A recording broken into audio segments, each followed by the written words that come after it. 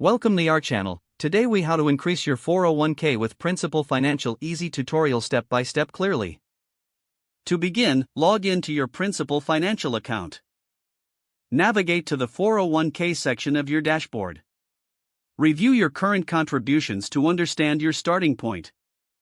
Consider increasing your contribution percentage. Choose a percentage that aligns with your budget and goals.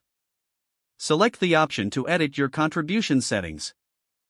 Input the new percentage you wish to contribute. Review the potential impact on your take-home pay. Confirm any employer matching contributions that may apply. Understand the tax benefits of increasing your contributions. Once satisfied, save your changes. Keep track of your account performance regularly. Consider scheduling periodic reviews of your retirement strategy. Remember, increasing your contributions can significantly boost your retirement savings over time. Reach out to a financial advisor if you have questions or need personalized guidance. If the page does not load, refresh the browser or try again in a private or incognito window.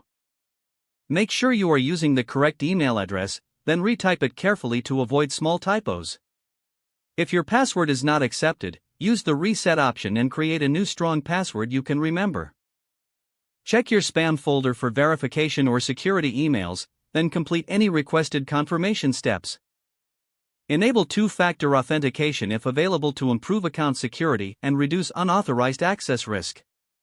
After signing in, review your profile details so your contact information and settings are accurate and current. If you see an error message, note it down and try again after restarting your device and internet connection. Log out when you finish, especially on shared devices, to keep your account and payment information secure. If the page does not load, refresh the browser or try again in a private or incognito window. Make sure you are using the correct email address, then retype it carefully to avoid small typos. If your password is not accepted, use the reset option and create a new strong password you can remember.